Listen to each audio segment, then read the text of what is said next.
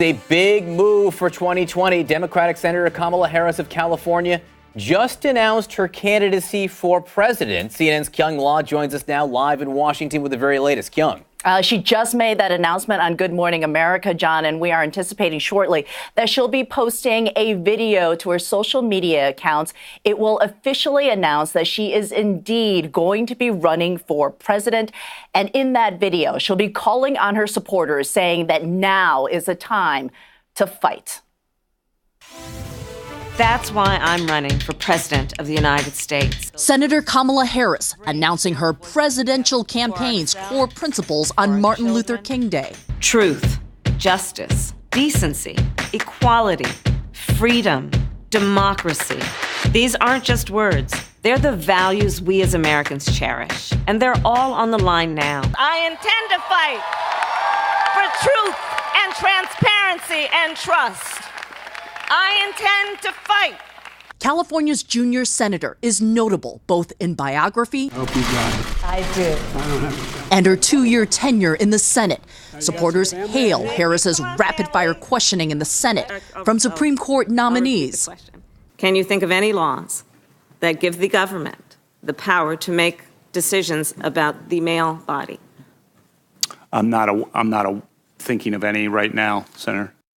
To Justice Department officials. He has the yes or no, sir. He has the full independence that is authorized by those regulations. And Are Senator, you willing as I said, to do as has been done before? Would the senator suspend?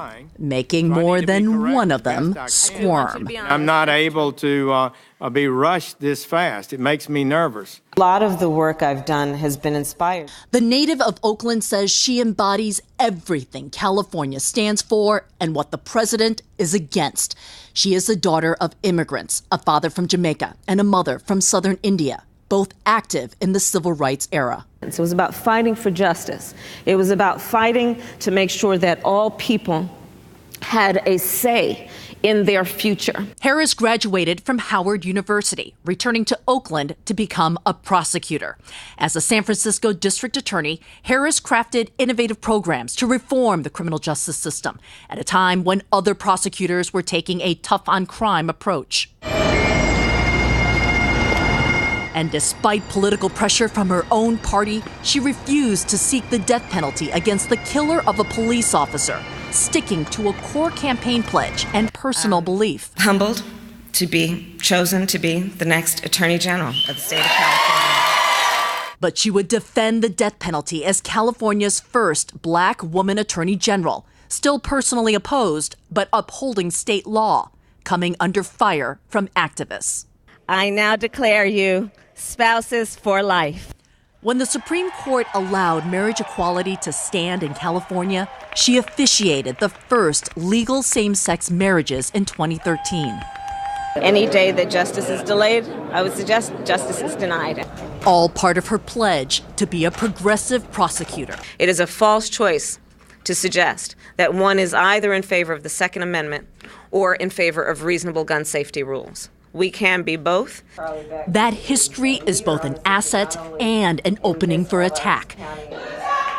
We are so brave and we are so... A question that may follow her to the campaign as it did on her book tour. Is it possible to be both a top cop and a reformer for progressives? What do you say to those who hear that and read that and still say, well, you're anti-police? Well, it's just not true. I mean, I had to ask. That's why I say we got to talk truth. It's just not true. It's not true. It's not true, period. Now, this week, Senator Harris heads to campaign in South Carolina, and then this Sunday, she returns to Oakland. It is her birthplace, and it is there that she will kick off officially her presidential campaign. She unveiled her core staff today, and she also revealed her campaign slogan, John. It will be Kamala Harris for the people. These are the words that she spoke in the courtroom as a prosecutor. John? All right, Kyung Law for us in Washington. Thank you so much. This was the announcement just moments ago. Let's watch. President of the United States. well, And, and I'm very excited about it. I'm very excited about it. Heard her say President of the United States. I'm assuming the words she spoke before that were, I am running to be President of the United States. Joining us now is CNN national politics reporter Maeve Reston, who covers Kamala Harris out in California and knows so much about her and this decision. One housekeeping note here. I noticed she announced she's running for president, not an exploratory committee. I take that to mean she wants to prove how serious she is? Yeah, her staff decided that she was ready, John, to just jump right in. They didn't want to go the route of the exploratory committee the way that Kirsten Gillibrand and Elizabeth Warren has. She's been gearing up for this for a long time, and she was just ready to go. And, two other things I noticed. Number one, the timing of the announcement today is Martin Luther King Jr. Day. Kamala Harris, an African-American woman running to be president. What symbolism are they trying to hit there? Well, obviously, Dr. Martin Luther King Jr. has been a huge hero of Kamala Harris's for a long time, and she talks about his never resting in terms of his path, trying to reach a path toward justice. But also today, it is, I think, 47 years to the week when Shirley Chisholm announced her announcement that she was going to run as the first Black woman to run for president. So another one of Kamala Harris's heroes there, and she actually has incorporated Chisholm's colors from her campaign back in the 70s into her own logo, Kamala Harris for the People. Shirley Chisholm race, a groundbreaking race 40 years later now, touching back on that history. I also took note, Kyung La told us the slogan, for the people. Kamala Harris, I think intentionally, it seems to me at least, trying to focus on her legal background here.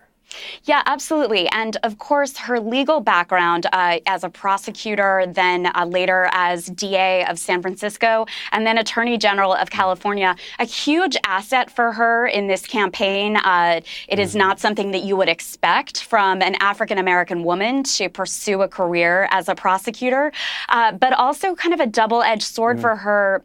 Parts of her record, because it is so long and complex, have come under fire from criminal justice advocates, even though she has been working on reforms like recidivism since, back in 2003 and 2004, when not as many people are talking about it.